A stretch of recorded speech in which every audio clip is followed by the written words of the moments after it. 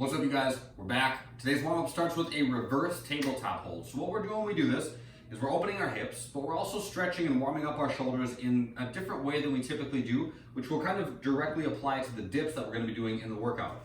So when we get into the reverse tabletop, we're working on stretching our shoulders this way, okay? It should be a gentle stretch. If it feels like you're forcing it at all, you can go do down dog instead, okay? Don't force this one. I'll talk about why that's important when we get into the dips in a little while. But if you have tight shoulders, this can be a little aggressive, so please go nice and easy.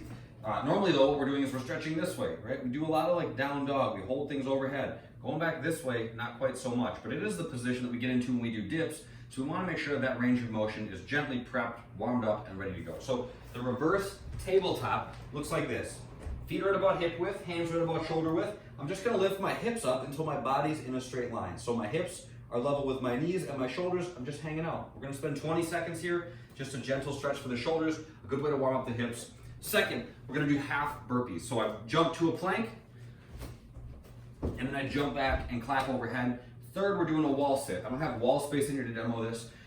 Picture a squat where your thighs are at parallel to the ground and your back is flat to the wall. Okay, so 90 degrees to the knees, 90 degrees to the hips, back is flat to the wall. Good little way to warm up the quads, get everything nice and juicy warm before we get into the workout. Speaking of the workout, we're starting with a two movement complex. I almost said two movements, but that would be three. We're doing two movements. We're gonna do a V up and a jackknife, okay? So we're gonna do the jackknife on each side. V up first, come all the way up, touch my toes. Then I do a jackknife on the right, and then a jackknife on the left. So V up, jackknife right, jackknife left. V up, so on and so forth. After that, we're getting into some dumbbell clusters. So I'm gonna need both dumbbells for these. These are a good time. I start with them on either side of my body. I'm gonna pick them up, open my hips quickly, drop underneath to catch them in a squat, and then stand and press. So cluster is the combination of a clean and a thruster. I stand between the bells. I prioritize keeping my back flat, right? My belly's tight, my shoulders are pulled back. We talk about this all the time. It's very universally important. Stay in a strong position as I reach down and grab the bells. I quickly open my hips, drop underneath into a squat, stand and press. So when I stand up, I'm opening my hips fast to push the dumbbells up to overhead, okay? I'm trying to use my legs to make them light. So as I string these reps together, I'm just gonna touch the front end of the dumbbell to the ground, open my hips, catch in a squat, stand and press, okay? That's that. Next up, we're doing dips, as I mentioned. I have some chairs with enough room for my hips to be between them, okay?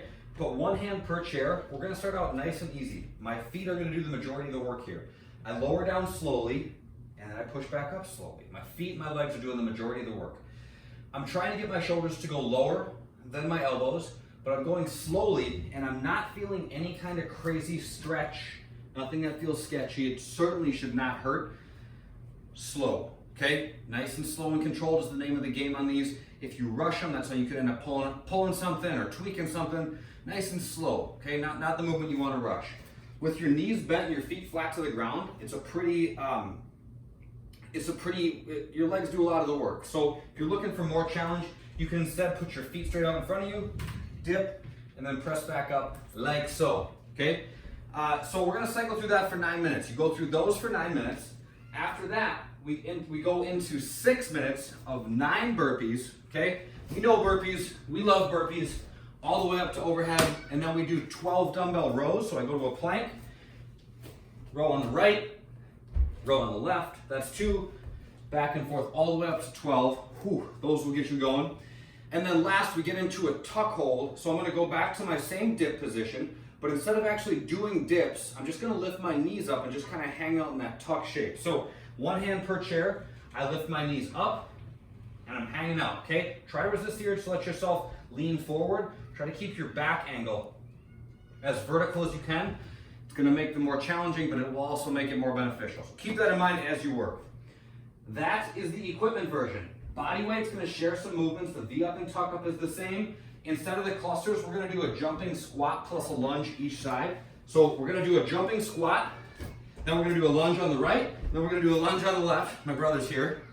Jumping squat, lunge on the right, lunge on the left, back and forth just like so. After that, back to our chair dips, okay? Cycle through that for 9 minutes, and then we get into 6 minutes where we do 9 burpees, 12 mountain climbers each side, and then a 15-second tuck hold. So the mountain climbers, we're gonna plank here, left knee to left elbow, right knee to right elbow, back and forth, just like so. 15 seconds in a tuck hold, just like we just demoed. The accessory work, we got 3 rounds. We're gonna do 16 single leg weighted glute bridges, and then 9 reps of a push-up plus a Superman, all right? The single leg glute bridge, so I'm gonna add some weight. You guys can get creative with the weight that you use for these. I lay on my back, I put the dumbbell on my right hip, okay? My right leg is gonna be bent, my left leg is gonna be locked. I'm gonna open up my hips, then come back down and switch sides. Left leg's bent, weight's over my left hip. Drive my left heel onto the ground, lift up, and then come back down. I'm going back and forth until I get to 16. Kind of a lot of those things. Yep, I did my math right, 16. After that, we're doing 8 push-ups plus a Superman. So I do a push-up, surprising, I know, it's crazy. Push-up, and then I'm gonna do a Superman by lifting my chest and thighs up off the ground at the bottom. So I start here, push-up, come back down, Superman. Push-up, Superman. Okay? Despite the fact that you're fully laying down on the ground at the bottom, try not to let your thighs be on the ground when you do your push-up. I don't want anybody snaking up. Lift those thighs up before you press back to the top of the push-up. Last, for the mobility, we're doing the couch stretch, okay? I hope you guys can see this. We're gonna demo, we're gonna go on the couch for the couch stretch. You gotta watch out for terriers getting in the way. Sometimes they do that.